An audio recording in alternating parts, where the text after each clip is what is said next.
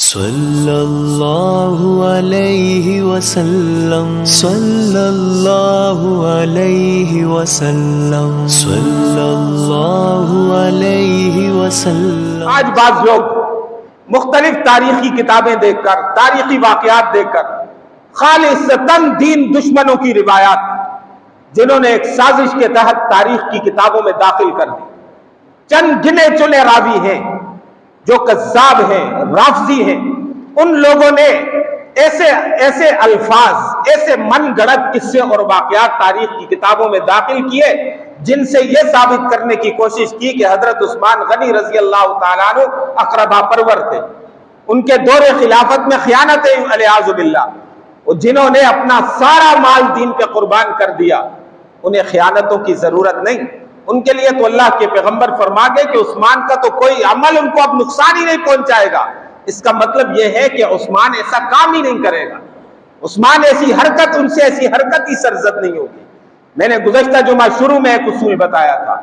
کہ حضرات اس کائنات میں سب سے افضل جماعت انبیاء کی، انبیاء کے بعد اگر کسی کا نمبر ہے تو وہ صحابہ کرام ہیں، اور صحابہ کرام میں 4 صحابہ ابو بکر، عمر، عثمان، علی، یہ سارے صحابہ سے افضل ہیں، اور ان کا یہ مقام تاریخ نہیں بتاتی، ان کا یہ مقام کسی مورخ نے نہیں بنایا، ان کی یہ صفات کسی لکھاری کی طرف سے نہیں، ایسا نہیں ہے کہ کوئی مضمون نگار بیٹھ کر ان کا مقام بتا رہا ہو، ان کا مرتبہ بتا رہا ہو، یا کسی نے ووٹنگ کے ذریعے سے ان کو مقام دلایا ہو، ان کا یہ مقام و مرتبہ اللہ کے قرآن اور محمد کے فرمان سے ثابت ہے۔ جو چیز بھی اللہ کے قرآن سے ٹکرائے گی وہ ردی کی ٹوکری میں پھینک دی جائے گی، جو چیز بھی محمد الرسول اللہ کے فرمان سے ٹکرائے گی وہ ردی کی ٹوکری میں پھینک دی جائے گی۔ کوئی مورخ کتنے ہی اچھے الفاظ میں اور کتنے ہی عمدہ پیرائے اور اسلوب میں تاریخی واقعہ گھڑ کر اگر اس میں کسی صحابی رسول کی شان کو کم کرنے کی کوشش کرے گا، ہم قرآن کی آیت سے ٹکرانے کی وجہ سے اس روایت کو اس راوی کے منہ پہ مار دیں گے، لیکن صحابہ کرام کے مقام اور مرتبہ کے خلاف اس کے کسی حرف کو قبول نہیں کیا جا سکتا۔ اس لیے آج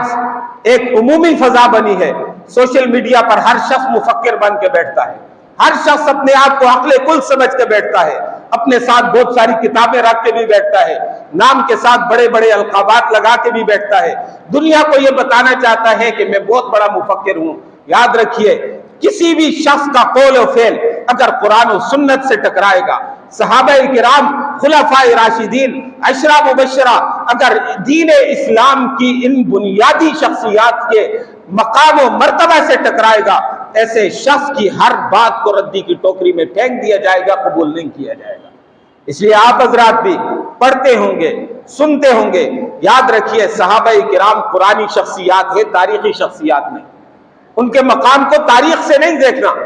ان کے کردار کو تاریخ سے نہیں جاننا۔ جن کے لیے اللہ کہہ دے اللہ ان سے راضی ہے، بعد میں کوئی آ کر کہہ دے فلاں ایسا تھا ایسا تھا، اس فلاں جو لکھنے والا ہے اس کی بات کو ردی کی ٹوکری میں پھینکا جا سکتا ہے، لیکن ان شخصیات کی سیرت و کردار پر کسی حرف کو برداشت نہیں کیا جا سکتا۔